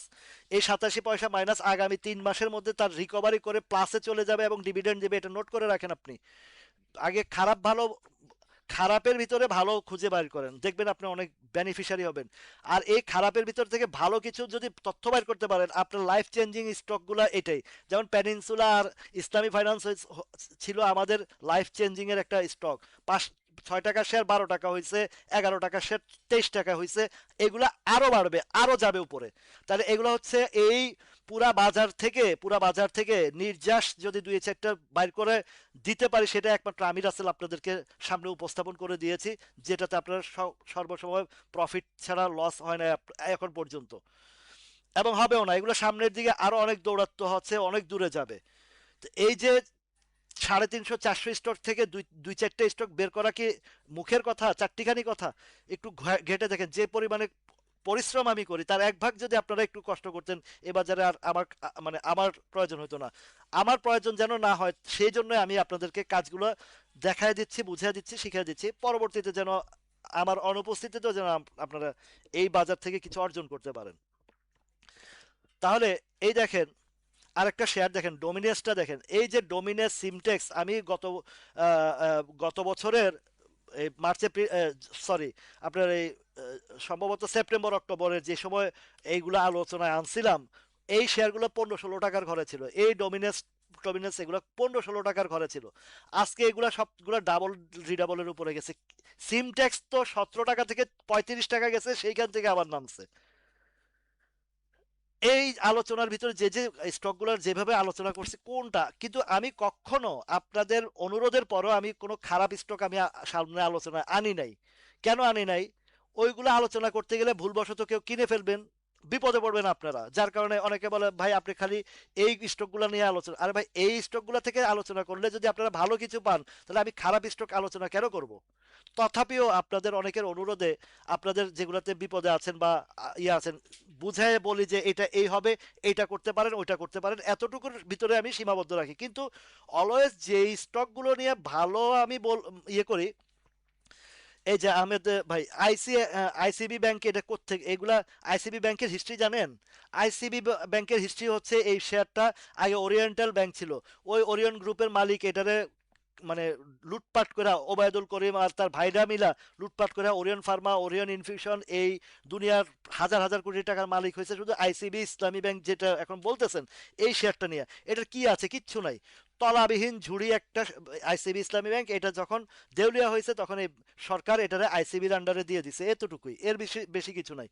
বছরকে বছর পচবেন এগুলাতে কিনে আটকা পড়লে, আর নাহলে যদি সুযোগে যদি লাফা মানে ইউটার্নের মধ্যে যদি 2-4 পয়সা পান, এতটুকুই, এর চেয়ে বেশি কিছু না। কিন্তু আপনার ফান্ডকে নিরাপদে একদম ভালো জায়গায় যখন করবেন, জি।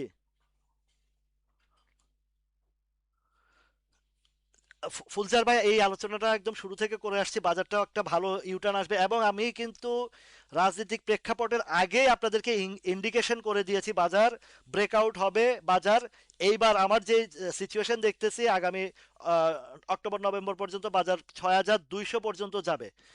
আমাকে আমার সাথে আলহামদুলিল্লাহ এই প্ল্যাটফর্মের কারণে অনেক বড় বড় ইনস্টিটিউটের সিইওর সাথে আমার কথা হয়, বড় বড় প্রতিষ্ঠানের সিইও, এমডি এবং বড় পজিশনের মানুষগুলোর সাথে আমার কথাবার্তা আলোচনা হয় মাঝে মধ্যে। অনেকের সাথে মানে আমাকে ইনভাইট করে। এই যে এই জায়গাটাতে যে দাঁড়াইতে পারছি, এটাই তো আমার সবচেয়ে বড় পাওয়া জীবনের। যে আপনাদের উপকার করতে উপকারার্থে যে এই জনসেবা মানব সেবার কাজে নেমে এই যে বড় বড় মানুষগুলোর সাথে যে পরিচয় হচ্ছে, হয়তো এক সময় এটা ওনাদের সাথে কথা বলারও যোগ্যতা ছিল না, কিন্তু আজকে ওনাদের ইনভাইটেশন পাচ্ছি, ওনাদের সাথে কথা বলার, বসে মিটিং করার, বসে আলোচনা করার সুযোগ পাচ্ছি বা সুযোগ দিচ্ছেন, এবং ওনারাই ওনাদের থেকে ডেকে ডাকছেন আমাকে কথা বলার জন্য, আমাকে একটা প্ল্যাটফর্ম তৈরি করার জন্য। এই যে বড় পাওয়া, এটা তো এমনি হয় নাই, অক্লান্ত পরিশ্রমের বিনিময়ে তো আমার এই জায়গাতে আজকে উপস্থাপন করতে পারছি নিজেকে, বা ওই জায়গায় সেই যোগ্যতা আমাকে দিয়েছেন আল্লাহ।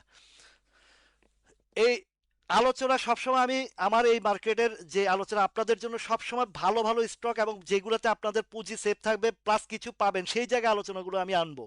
কিন্তু যেই স্টকগুলোতে আপনাদের ক্ষতিকারক, যেই স্টকগুলোতে আপনারা বিপদে পড়বেন, সেগুলো আমার আলোচনা পাবেন না। হয়তো বা আপনাদের অনেকে রিকোয়েস্ট করেন, ভাই আমার তো এটা নিয়ে বিপদে পড়ে আছে, আটকা পড়ে আছে, কি করব। সেটা পার্সোনালি আমি অনেককে আমি এই আলোচনাগুলো বলি যে আপনার স্টকটা এই অবস্থায় আছে, প্রয়োজনে আপনি এটা করতে পারেন, যে এটা থেকে কনভার্ট করে এটাতে চলে আসতে পারেন, আপনি রিকভারি করতে পারবেন। এবং এই 7 মাস 8 মাস 9 মাসের মধ্যে যতজনকে আমি পার্সোনালি পরামর্শ দিয়েছি, আলহামদুলিল্লাহ প্রত্যেকে রিকভারি করে প্রফিটে চলে গেছে। আর আলহামদুলিল্লাহ আমার সাথে যারা বিজনেসে আসছেন, এই যে এখন বর্তমানে প্রায় 60 জন ব্যক্তি আমার সাথে বিজনেস করে পার্সোনালি, নতুন কয়েকটা কোড ছাড়া আলহামদুলিল্লাহ প্রত্যেকের কোডে লাভ প্রফিট ঢুকছে। আনরিয়েলাইজ কিছু, এটা বাজারে চাপ পড়ছে, কমছে, আবার এই এখন বাজার আপ ট্রেন্ডে গেছে, অনেকগুলাতে প্রফিট চলে আসছে, অনেকগুলাতে কিনা দামের কাছে চলে আসছে, কিনা দাম চলে আসছে, এগুলা সামনে আরো প্রফিট দিয়েই যাবে, আমাকে এটা বাধ্যতামূলক দিতে হবে ইনশাল্লাহ, আল্লাহর রহমতে এই জায়গায় আমি দাঁড়াইছি। কিন্তু অনেকে আছেন যে ভাই, আহ, বাজার পড়ছে, পড়ে গেছে, এই মাইনাস ইকুইটি দেখাইছে বা এই হয়েছে, আরে ভাই এত অধৈর্য হলে তো এখানে ব্যবসা করতে আসেন না, আপনি এখানে তো জুয়া খেলতে আসছেন। ওই জুয়ার জায়গা থেকে আপনি যতক্ষণ পর্যন্ত না বাইরে দিতে পারবেন, আপনি আজকে কিনছেন একটা রেটে, আপনি বটম সাইড ধরে কিনছেন, কিন্তু কোনো পারিপার্শ্বিকতার কারণে বাজার চাপ দিছে, দাম কমে গেছে না, আপনার পাতলা পায়খানা ছুটছে, তাহলে তো এই ব্যবসা আপনার জন্য না। এই ব্যবসা টোটালি আপনার জন্য না। আপনারা দেখেন আলুর সিজনে, এই যে গত বছর যারা আলু স্টক করছিল, যারা কোল্ড স্টোরে জমাইছে, প্রত্যেকে ধরা খাইছে, প্রত্যেকে লস করছে। লস করছে না, তারা তো লাভের আশায় কিনছে, কিন্তু বাজারে তারা যে পরিমাণে আলু উৎপাদন হয়েছে এবং যেই আহ, ইয়ে করছে, কোল্ড স্টোরে জমাইছে, 2 কোটি টাকার জিনিস 1 কোটি টাকা বেচতে হয়েছে। তো এখন আপনাকে তো বাজার সিচুয়েশন, টোটাল ওয়ার্ল্ড এনভায়রনমেন্টটা আপনাকে বুঝতে হবে যে পজিশন কোথায় কি আছে। জি ইব্রাহিম ভাই, এটাই হচ্ছে, আপনি মানব কল্যাণে কাজ করবেন, আল্লাহ আপনাকে টেনে তুলবে, এটা যে কোনো ভাবে হোক। হ্যাঁ, এই বিপিপিএল, তারপরে আপনার বারাকা পতেঙ্গা, বারাকা পাওয়ার, এগুলা ভালো রেস করবে। এখন তো হয়তো বা কোনো একটা পলিটিক্যাল আনরেস্টের কারণে একটা যে প্রবলেমটা ছিল, এগুলা কিন্তু আবার সুন্দর করে আবার চলে আসবে। এই যে কনফিডেন্স সিমেন্টটা আমি আহ, জুলাই অগাস্ট মাসে, অগাস্ট মাসে 60 টাকা আলোচনা করছিলাম, কিন্তু পরিস্থিতি তাকে অনুকূলে ছিল না বিধায় আমি তখন 60 টাকা থেকে 70 টাকা পর্যন্ত রেঞ্জ দিয়েছি। সেই শেয়ারটা 43-এ নামার পরে সেইখান থেকে ইউটার্ন এসে আমার সেই 70 টাকা যেইখানে আমি নির্ধারণ করছি সেই জায়গায় হিট করছে। ইভেন আপনারা নোট করে রাখেন, আমি যতগুলা স্টকের যে যে আলোচনায় যে যে জায়গার কথা বলছি, সেই জায়গায় আপনার যেতে বাধ্য আগামী 3 থেকে 4 মাস 5 মাসের ভিতরে। এই যে কেডিএসটা এখন যে 40 টাকা, দেখেন বারিশ চোটে এটা 37 টাকা নামাইছে, আজকে সেই কেডিএস আজকে 40 টাকার ঘরে। ইভেন এটা আগামী আগামী আহ, জুলাই সেপ্টেম্বর, আগামী এটা আপনি ধরেন জুন জুলাই আগস্টের ভিতরে এই কেডিএস আপনার বা এটা ডিক্লারেশন পর্যন্ত 60-65 টাকা যাওয়াটা কোনো ব্যাপার না, যেতে পারে মিনিমাম 53, 56, 58 পর্যন্ত এই কেডিএস যাবে, এই কেডিএসটা যাবে। তো এইভাবে যতগুলো স্টকের যে যে জায়গায় সাপ্লাই জোনটা দেখাচ্ছি, প্রত্যেকটা স্টক আগামী এই 6-7 মাসের মধ্যে যাবে। দুই একটা হয়তো দেখা গেছে কি, যদি ইপিএস এর তাদের ইনকাম আর্নিং এর যদি কিছু প্রবলেম ক্রিয়েট হয় তাহলে একটু স্লো হতে পারে। বাট বাজারের যে পজিশন, বাজারের যেই ফান্ড প্লাস বাজারের যেই এখন মানি ইনজেক্ট হচ্ছে, এই বাজার থেকে যদি আগামী 1 বছরে যদি আপনারা ভালো রিটার্ন না নিতে পারেন, এবং শুধু 1 বছর না, আমার এই গাইডলাইনে যদি আপনারা থাকেন, তাহলে আপনারা আজীবন এই বাজার থেকে পয়সা কামায় যেতে পারবেন, যদি আপনারা গাইডলাইনে থাকেন। আর যদি ব্যতিক্রম ধর্মী ওই যে মলম পার্টির হাতে ধরা পড়েন, গুজব পার্টির হাতে ধরা পড়েন, তাহলে আপনাদের লাইফ আবারও সেই আগের মতনই হবে। এই বাজারে প্লে চলবে, প্লে হবে, উত্থান হবে, পতন হবে, ডাউন হবে, আপ হবে। এইখান থেকে আপনাকে মেধা বুদ্ধি খাটিয়ে আপনাকে পয়সা নিতে হবে। আপনারা যদি খেয়াল করে থাকেন, 2010 সালে বাজারের যে ধস নামছে, ওই ধসের ভিতরে এই বাজার থেকে লাখ লাখ কোটি কোটি টাকা কামানোর লোক আমি দেখছি। কোন কোন স্টকে বাজার যখন পতন ঘটছে, ব্যাংকে সাইজ হয়ে গেছে, ইন্স্যুরেন্সে সাইজ হয়েছে, ফাইন্যান্সে সাইজ হয়েছে অনেক। কিন্তু আপনারা খেয়াল করে দেখেন, এই মাল্টি ন্যাশনাল কোম্পানিগুলার 10 সালের যে প্রাইস ছিল, 10 সাল থেকে 21-22 সাল পর্যন্ত যে তার উত্থান হয়েছে, ওই মাল্টি ন্যাশনাল কোম্পানিতে যারা তখন ইনভেস্ট করছিল, আমাকে এক ভাই বলছিল, একজন আহ, সরকারি এক ইঞ্জিনিয়ার কর্মকর্তা, উনি একটা সম্ভবত উনি রোডস অ্যান্ড হাইওয়ের ইঞ্জিনিয়ার ছিলেন। দুইজন ছিলেন, একজন সিলেটের আর একজন নোয়াখালীর। তো নোয়াখালীর মানুষের চিকন বুদ্ধি, তো উনি আমাকে বললো যে, দেশি ভাই আপনি কিসে বিনিয়োগ করেন, মাল্টি ন্যাশনাল কোম্পানিগুলোতে কি নিয়ে রাখেন, দেখবেন যে অনেক কিছু পাইবেন। কিন্তু তখন ওনার কথা শুনি নাই। আর আরেক সিলেটি ভাই, দুইজনই ইঞ্জিনিয়ার এবং দুইজনই রোডস অ্যান্ড হাইওয়ের রিটায়ার্ড পার্সন ছিলেন, রিটায়ার্ড কর্মকর্তা। আর সিলেটি ভাই উনি উল্টাপাল্টায় গেমলিংয়ের পিছনে দৌড়ায় অন্তত না হলেও 15-20 কোটি টাকা লস করে পরে এই মার্কেট থেকে ভাগছে। দুইজনের দুই ক্যারেক্টার দেখেন, দুইজনেই ইঞ্জিনিয়ার, দুইজনেই মার্কেটের ইনভেস্টর ছিল। আর একজন ধ্বংস হয়েছে, আরেকজন অনেক কিছু পাইছে। যদিও নোয়াখালীর ওই ভাইটা নাই পৃথিবীতে, মারা গেছেন, খবর পাইছে। কিন্তু ওনার যে ডিসিশনটা ছিল তখনকার সময়, বাজার এত পড়ছে, 17 বছর বাজারকে ধ্বংস করছে, কিন্তু ওনারটা উনি পাইছে। তাহলে বোঝা যায় যে উনি একজন মেধাবী মানুষ এবং এই বাজার সম্পর্কে তিনি রিড করতে পারছেন যে ফান্ডামেন্টাল তখনকার সময়। আর এরপরে এই যে একটা জায়গা ফান্ডামেন্টাল গুলো যখন হাই রেঞ্জের, দেখেন একটা খেয়াল করে দেখবেন, প্রত্যেক জিনিসের উত্থানের একটা সীমাবদ্ধ আছে, আবার পতনেরও একটা সীমাবদ্ধ আছে। উত্থানের যেগুলো, এই যে মাল্টি ন্যাশনাল থেকে শুরু করে বড় বড় যে শেয়ারগুলো এখন পড়তেছে, কেন? তার একটা লেভেল পর্যন্ত গিয়ে উত্থানটা তার কমপ্লিট হয়ে গেছে, সে আর উপরে যাওয়ার জায়গা নাই। আপনার যখন ছাদ আছে, এই ছাদের উপরে তো আপনি আর যাইতে পারবেন না। তার মানে ব্যাট বিসিটা 160 টাকা থেকে 4,500 টাকা পর্যন্ত উঠছে, তার মানে তার রেঞ্জ কমপ্লিট কতটা ইয়ে করছে। তখন এই যে বিদেশি বিনিয়োগকারী, বিচক্ষণ বিনিয়োগকারীরা কি করছে, তাদের ফান্ডগুলো সেল দিয়ে প্রফিটটা কোটি কোটি টাকা তারা নিয়ে গেছে। আর আমরা বোকারা কি করছি, আরে ফান্ডামেন্টাল ফান্ডামেন্টাল করে করে ওইসব শেয়ারে বিনিয়োগ করছি, আজকে তাদের ফান্ডামেন্টাল আন্ডামেন্টাল হয়ে গেছে। এখন যে জিনিসটা আপনাদেরকে আলোচনায় করছি, যেমন ধরেন এই পেনিনসুলার কথাটাই বলি, এইগুলো হচ্ছে এখন বর্তমান অবস্থানের ফান্ডামেন্টাল শেয়ার।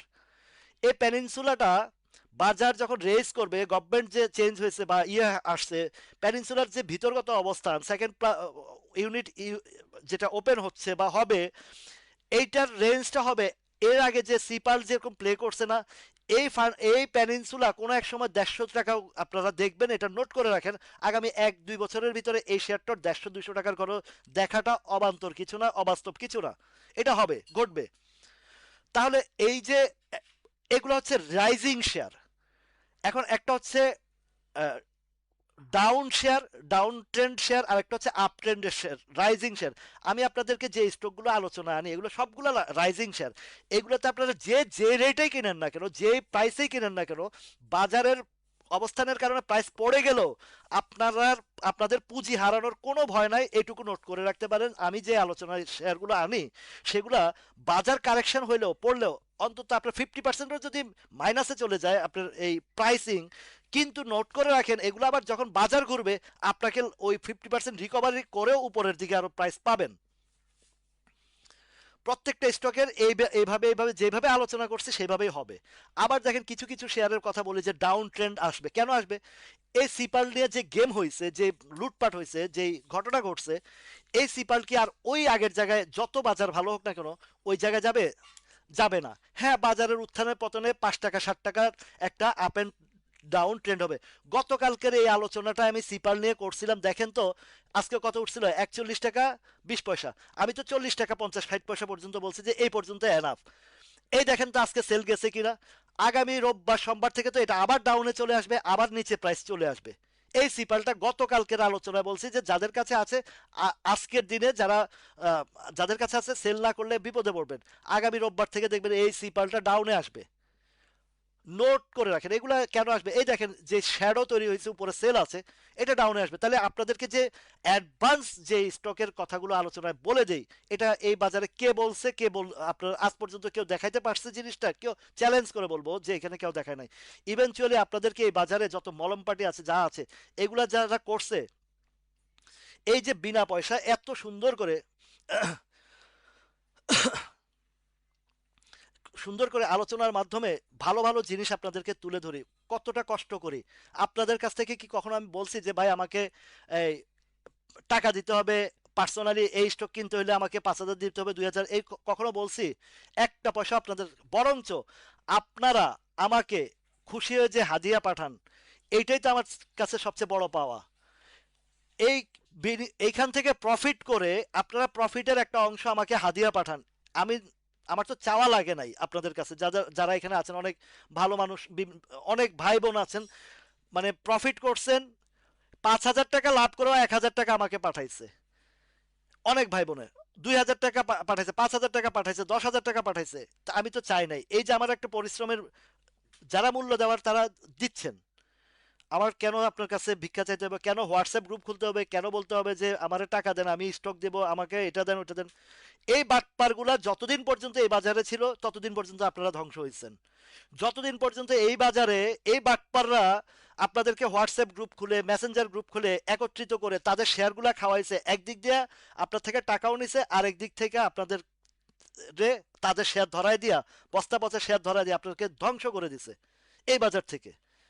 একমাত্র আমি রাসেল আপনাদেরকে আজকে একটা বছর যাবত অক্লান্ত পরিশ্রম করে, এবং এই কাজ করতে গিয়ে এই টাউটবাটপাররা আমাকে নিয়ে কত রকম সমালোচনা করছে, আমার ছবি বিকৃত করে পোস্ট দিছে, আমার পিছনে উঠে পড়ে শত্রুতামি করছে। কিন্তু আমি তো হাল ছাড়ার মানুষ না, আমি তো এই বাজার থেকে মানে পিচ পাহাটার না, এই বাজার না, অন্যায়ের প্রতিবাদের থেকে পিচ পাহাটার মতন লোক আমি না। জীবন গেল আমি আমার নীতিগত জায়গা থেকে তো আমাকে কেউ লড়াইতে পারবে না। যেটা আমাদের হাদি বলে গেছে যে যতক্ষণ পর্যন্ত আমার মাথায় মাথায় বা বুকে গুলি না করবে ততক্ষণ পর্যন্ত আমরা এগুলোর ড্যাম কেয়ার করি। যতক্ষণ, শুধু একটাই চাওয়া যে মরে গেলে যেন বিচারটা হয়, তাও তো সেই তালবাহানা, এই হাদির বিচার নিয়ে তালবাহানা। এই হয়েছে এই দেশের অবস্থান। কে কাকে লুট করে খাবে, কে কাকে চান্দাবাজি ধান্দাবাজি করে খাবে, এই চিন্তার মধ্যেই আমাদের মধ্যে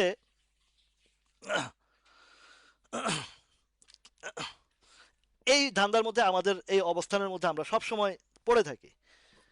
তো সমালোচক থাকবে, শত্রু থাকবে, আর শত্রু না থাকলে তো জীবনের কোনো আহ, মূল্যই নাই। আপনার যদি শত্রু না থাকে তার মানে আপনি সমাজের একজন অপদার্থ, মানে অপদার্থ জিনিস, আপনার কোনো মূল্যই নাই। আপনি, আপনার শত্রু, আপনি যখন ভালো কাজ করবেন আপনার শত্রু তৈরি হবে। আপনি ভালো কাজ করবেন, আপনি লড়াই, ভালো কাজের লড়াই করবেন, আপনার পেছনে শত্রু তৈরি হবে। আর শত্রু তৈরি না হওয়া মানে আপনি ভালো কাজেও নাই মন্দ কাজেও নাই, আপনি আপনার মতন। ওই যে ওই একটা ছেলে একটা কবিতা বলছিল না যে আমি বাবু অত কিছু বুঝি না, মরলে মরক আমি তো ভালো আছি, এই জাতীয় যে একটা ছেলের একটা ওই ইয়ের সময় সম্ভবত হাসিনার আমলে একটা ওই ছেলেটা কবিতাটা বলছিল, খুব ব্যাপক আলোড়ন সৃষ্টি হয়েছিল কবিতাটা। তো সেই জায়গায় আপনাদেরকে এই যে বলছি যে এই যে আমার আলোচনা, এই যে আমার এই শিশির দাদা বলছেন যে উগান্ডার অ্যানালাইসিস, কত উপাধি পাইছে, উগান্ডার অ্যানালাইসিস, এই অ্যানালাইসিস সেই অ্যানালাইসিস, কত রকমের বলছে না। তো আমার উগান্ডার অ্যানালাইসিস থেকে যদি মানুষ উপকৃত হয়, আমার উগান্ডার অ্যানালাইসিসে ভালো। নাসডাক আর সেনজেনের অ্যানালাইসিস তো দরকার নাই। দেখেন এই বাজারের যে টেকনিক্যাল হিসাবগুলা, এই টেকনিক্যাল হিসাবগুলোর মধ্যে আমাদের দেশের প্রযোজ্য যেটা, সেটাই আমি আপনাদেরকে এই টেকনিক্যাল অ্যানালাইসিসের প্রপার চিত্রটা তুলে ধরতেছি। তো এইখান থেকে যে জিনিসগুলো আমরা সবাই উপকৃত হয়েছি। এখন টেকনিক্যাল অ্যানালাইসিসের যারা ওই যে নাসডাক সেনসেশনের ইয়ে করে, তারা বলে যে বটমে বাই দিও না তোমরা, ব্রেক আউট হলে বাই দাও। আর তারা নিজেরা তলে তলে বটমে বাই করে আপনাদেরকে ব্রেকআউটের কথা বলে আপনাদের কাছে খাওয়া দেয়। এটা হচ্ছে তাদের এই নাসডাক আর সেনজেনের বাটপারদের কাহিনী। ইন্টারন্যাশনাল মার্কেটের সাথে বা বহির্বিশ্বের সাথে আমাদের বাজারের বা আমাদের টোটাল দেশের সাথে কোনো চরিত্র মিল আছে? কোনো মিল নাই। জাতিগতভাবে যেরকম বিভাজন, আমাদের লুটপাটের জায়গাটাও তত বেশি এখানে আছে। তো সেই জায়গা থেকে যদি আপনাদেরকে একটা ভালো অবস্থানে আসতে হয়, অবশ্যই আপনাদেরকে বিষয়গুলো বুঝতে হবে এবং যেটা লিগ্যাল জিনিস, যে জিনিসগুলোতে আমরা ভালো কিছু পাবো সেইগুলো নিয়ে আলোচনা আমাদেরকে করতে হবে।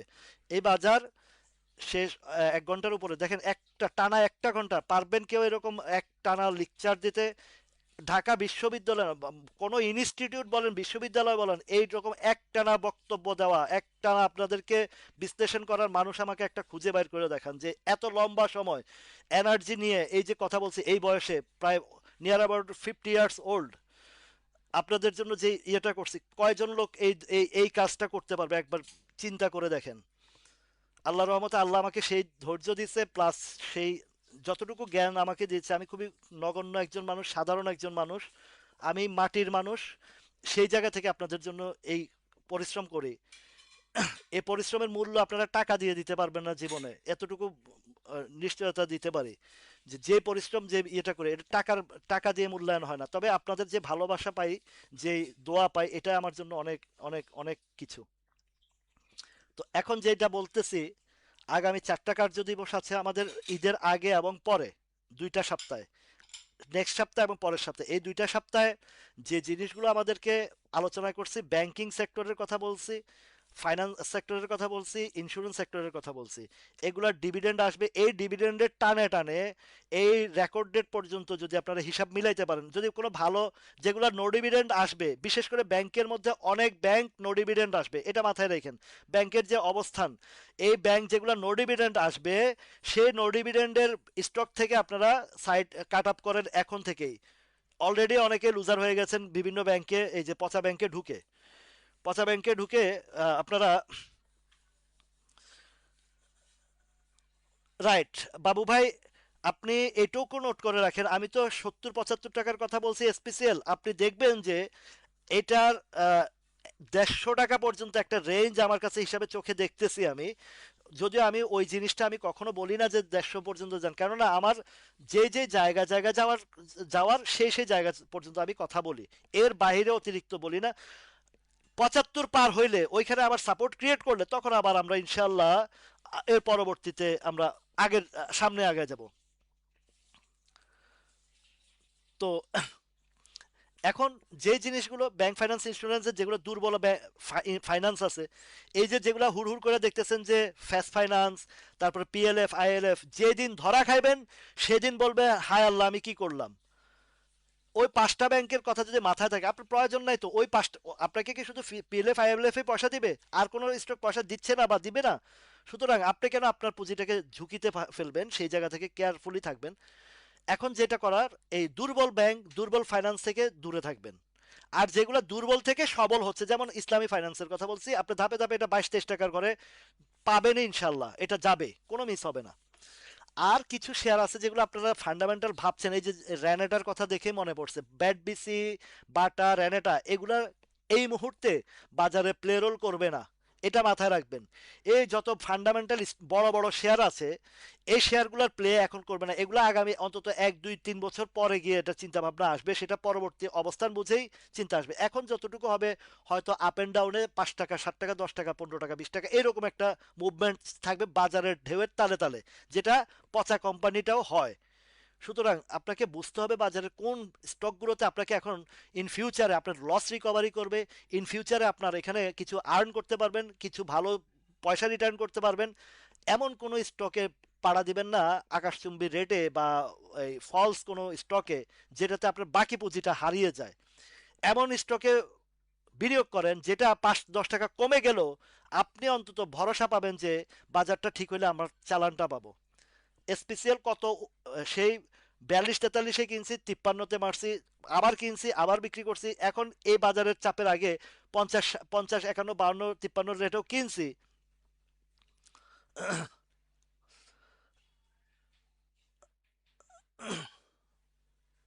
জি।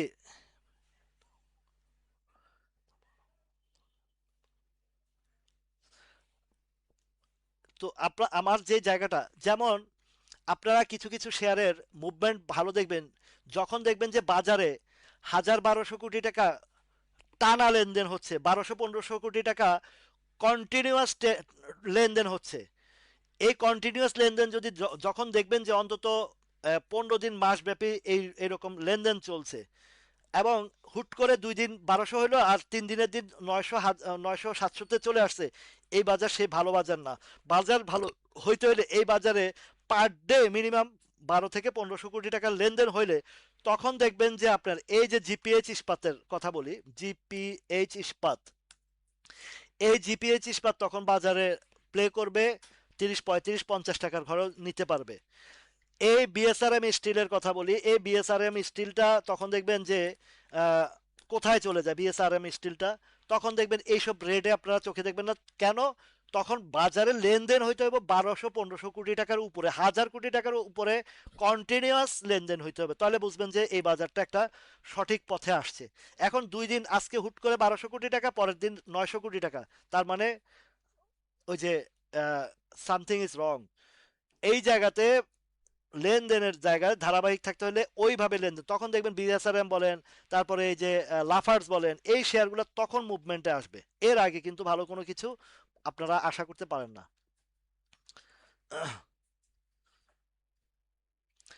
আপনার একমি ল্যাবটা ভালো company, Acme lab, Acme PL, এগুলো ভালো কোম্পানি। এই যে একমি পিএল এর কথা আমি বলছিলাম, যে একমি পিএলটা কিন্তু অনেক দূর যাবে, অনেক দৌড়াত্ম আছে একমি পিএলটা।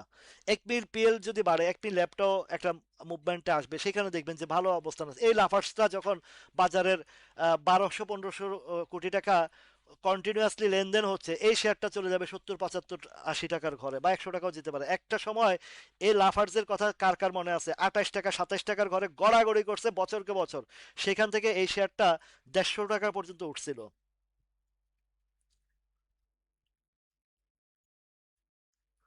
তো এখন এই লাফার্জের ব্যাপারটা নিয়ে বলছি, যে এগুলা যখন লেনদেনটা বাড়বে, বিগ ভলিউম হবে, তখন কিন্তু গিয়ে আপনার এই স্টকগুলো অনেক সামনে যাবে। তো এখন যে জিনিসগুলো আলোচনায় আনছি, যেগুলো বলেছি, ওই পর্যন্ত আপনাদেরকে ওয়েট করতে হবে। বা বাকি যখনই কোনো কিছু নতুন কিছু আসে, যেমন কিছুদিন আগে শর্ট টাইমের জন্য ডেল্টা স্পিনিং এর একটা মুভমেন্ট আসছে, সেটা একটা গেম দিচ্ছে, আরো দিবে, 60 টাকা 20-30 পয়সা যাবে। রাইট, এই যে বিএসসি, লাফার্স, এই বড় বড় ভারী শেয়ার যেগুলো, এগুলোর এই ঘটনাগুলোই ঘটে। নতুন নতুন স্টকের মধ্যে ধরেন এই যে জিবিবি পাওয়ারের কথা বলছি, তারপরে কেপিসিএল এর কথা বলছি, এই দুইটা স্টক আপনারা নজরে রাখতে পারেন। জিবিবি পাওয়ারটা গতকাল এই দেখেন, গতকালকে আমি জেড ক্যাটাগরি নিয়ে আলোচনা করেছি, আজকে জেড ক্যাটাগরির যতগুলো নিয়ে আলোচনা করেছি প্রত্যেকটা স্টক ইউটার্ন আসছে। বারাকা পাওয়ার হল্ট হয়েছে, বাকিগুলা এই যে জিবিবি পাওয়ারটাও বাড়ছে। এই জিবিবি পাওয়ারটাও 11-12 টাকা যাবে। তারপরে কেপিসিএল নিয়ে আলোচনা করেছিলাম গতবার কালকে, কেপিসিএলটা, এই কেপিসিএলটার যে জায়গাটাতে দেখেন আজকে, এই কেপিসিএলটা আমি গতকালকে যে 4টা 5টা জেড ক্যাটাগরির শেয়ারের আলোচনা করছি, প্রত্যেকটা শেয়ার হিট করেছে, প্রত্যেকটা শেয়ার হিট করছে, একটা বাদ যায় নাই। তো ভালো জিনিসের আলোচনা, ভালো অবস্থান।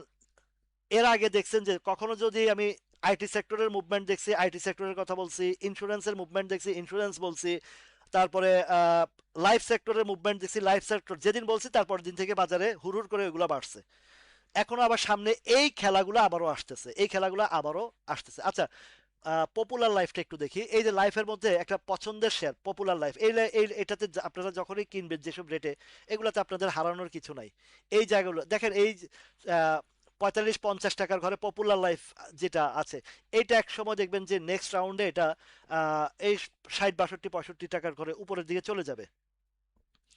তারপরে ধরেন আপনার আইটি সেক্টরের মধ্যে অনেকগুলা নিয়ে আলোচনা করেছি, ইজেন্টেন এগুলো আলোচনা করেছি। বিপি বারাকা পতঙ্গাটা যেটা, বারাকা পতঙ্গা তো আর জেড না, এটা বি ক্যাটাগরি এবং ডিভিডেন্ড দিছে। এই শেয়ারটাও আজকে দেখেন ইউটার্ন আসছে, মুভমেন্ট আসছে, বাজারের যে একটা সুন্দর একটা বিউটি হয়েছে, মানে একটা একটা চমৎকার একটা বাজার যে আমাদেরকে দেখাচ্ছে, এই দেখানোটা কিন্তু প্রিভিয়াস 17 বছরে আমরা দেখি নাই। প্রিভিয়াস 17-16 ইয়ার্স আমরা এই জিনিসটা পাই না এই বাজারে। এখন যে একটা সুন্দর ধারাবাহিক, এই ধারাবাহিকতার এক সময় ছিল কখন, 2005 সালের 6 সালে যখন 111 সৃষ্টি হয়েছে, তখন কিন্তু এই মুভমেন্টটা আসছিল। এই মুভমেন্টটা আসছিল তখন প্রপার ওয়েতে ডাউনে যারা কিনে রাখছিল, একটা সময় 6 সাল থেকে 10 সালের ভিতরে বিশাল বিশাল প্রফিট নিয়ে বাইরে হয়ে গেছে এরা। এখনো আবার সেই সুযোগটা আপনাদের জন্য প্রস্তুত হয়ে আছে বাজারে। এখন যারা বিনিয়োগ করবেন তারা অবশ্যই একটু ধৈর্য রাখবেন। প্রতিদিন একই স্টক নিয়ে আলোচনায় আসবেন না। কিনছেন তো কিনছেন, বসে থাকেন যতক্ষণ পর্যন্ত আপনার যে জায়গাটা আছে সেই জায়গা না যায়। প্রতিদিন একই আলোচনায় না আনাটাই উত্তম, এবং এটা বিরক্তিকর একটা বিষয় হয়ে দাঁড়ায়। এই বারাকা পতেঙ্গাটা দেখবেন যে আহ, এখন যেখানে আছে আপনার, আছে কত, 29 টাকা। সরি, এটা কি বিপিপিএল, বারাকা পতেঙ্গার প্রাইসটা এখন আছে কত টাকা, 15 টাকা। 15 টাকার এটা যদি আপনি বর্তমান বাজার প্রেক্ষাপটের অনুযায়ী এবং যে অবস্থান আছে এখানে যদি আপনি যদি হিসাব মিলান, এটাও 20-21 টাকার ঘরে পাবেন। 19-20 টাকার ঘরে তো পাবেনই, এটা মিনিমাম এই জায়গাটা। এটার পর পর যেটা আসবে সেটা অন্য হিসাব। আচ্ছা, এশিয়া ইন্স্যুরেন্স, ইন্স্যুরেন্স সেক্টরে আপনারা মনে রাখবেন যে এই ইন্স্যুরেন্স প্রিভিয়াস গভর্নমেন্টের সময় যে বড় বড় প্লে করছে, কারণ ফান্ড ছিল না, লুটপাট তো করছে। তারা কি করছে, এই ইন্স্যুরেন্সের অল্প পেডাপের শেয়ারগুলো যে দিয়া একটারে 10 গুণ 15 গুণ 20 গুণ করে টাকা পয়সা নিয়ে লুটপাট করে চলে গেছে। ফ্যামিলি ট্যাক্সের বিষয়টা আমি কিন্তু খুব ভালোভাবে জানি, এটার 5টা ডিরেক্টরের মধ্যে 4টাই এই বাজার থেকে লুটপাট করে বিদেশ পালায়ে গেছে। বিদেশ পালায়ে গেছে, এই ফ্যামিলি ট্যাক্সের ভিতরে অস্তিত্ব খুব কোনোভাবে চলতেছে। এখন এই সরকার আসার পরে কিভাবে রিফর্ম করবে, ওর যে দায় দেনা আছে যা কিছু আছে এগুলো কতটুকু করতে পারবে বা কি করতে পারবে, এটা আমি আসলে জানা নাই। এটা তো আমি যতটুকু, কারণ ফ্যামিলি ট্যাক্স একবার আমি কিনে লস করছি, এই ফ্যামিলি ট্যাক্সটা কোথায় লস করছি জানেন, তাও 6 টাকার ঘরে কিনেও লস করছি। তাও ভাগ্য ভালো 20-30 পয়সা আমি স্টপ লস দিয়ে বের হয়ে গেছি, নাহলে তো আরো অস্তিত্ব যেত। এটা আরো 4-5 সাল আগের কথা বলতেছি। এই শেয়ারটারে নিয়ে 18 টাকা থেকে 118 টাকা পর্যন্ত উঠায় কারসাজি টাজি করে আহ, 50 টাকার ঘরে আয়সা 1:1 বোনাস দিয়া আরো বাস মাইরা দিয়ে শেয়ারটারে ধ্বংস, মানে পুরো ফ্যাক্টরি তো কিছুই নাই, এটা চট্টগ্রামের ইয়েতে আছে। এই খবর, আমি ফ্যাক্টরির খবর টবর নিয়েই তখন একটা ভাবছিলাম যে একটা ভুয়া নিউজ ছিল, কিনছিলাম, বাট লস হয়েছে আমার প্রায় 20-30 হাজার টাকা তখন লস হয়েছিল, তারপরে আমি বের হয়ে গেছিলাম। তো এখন এগুলা হচ্ছে দুর্বলের মধ্যেই আছে। এগুলোর মধ্যে যেমন আপনার national housing and national feed না, ন্যাশনাল ফিডটা, ন্যাশনাল ফিডের বিজনেস ভালো, ন্যাশনাল ফিডের ন্যাশনাল ফিড মিল, এই ন্যাশনাল ফিড মিল এগুলা গোখাদ্য, এই যে একপিপিএল ন্যাশনাল ফিড, এগুলো কিন্তু একটা ভালো মুভমেন্ট আসবে, অলরেডি আসছেও। এই শেয়ারটাও ন্যাশনাল ফিডটা আপনাকে বলি, এটা 2019 সালে যখন এটা বাজার পতন হয়েছিল, 6 টাকা না 7 টাকা আসছিল, আমি 9 টাকার ঘরে এটাতে এন্ট্রি দিয়েছিলাম। তো এই 9 টাকা থেকে 45 টাকা পর্যন্ত শেয়ারটা, 48 টাকা পর্যন্ত শেয়ারটা গেছিল এই শেয়ারটা। তো এখন যেটা আছে এটার যে পজিশন অবস্থান, এটা এখন যেখানে আছে এটা 18-19 টাকার ঘরটা যাবে, 18 টাকা পর্যন্ত পাবেন ন্যাশনাল ফিডটা, ঠিক আছে। তো অনেক আলোচনা হয়েছে, প্রায় 1.5 ঘন্টা এক টানা আলোচনা করেছি। ইনশাল্লাহ কালকে ছুটি, 2 দিন ছুটি আছে, কিছু কিছু ভালো স্টক থাকলে আলোচনায় আনবো, আহ, ইয়ে দিব, আপডেট দিব। যদি কোনো ব্যস্ততা থাকি হয়তো লাইভ নাও, আগামী 2 দিন নাও করতে পারি, কেননা ছুটি আছে, এমন টেনশনের কিছু নাই। সবাই ভালো থাকবেন, সুস্থ থাকবেন, এবং বাজারকে বুঝে নিরাপদভাবে বিনিয়োগ করার চেষ্টা করবেন। এটাই আমার কামনা। আপনারা ভালো থাকা মানে আমার ভালো থাকা, আমার ভালো থাকা মানে আপনাদের ভালো থাকা, এটাই আমরা চাই। সবাই ভালো থাকুন, সুস্থ থাকুন, আল্লাহ হাফেজ।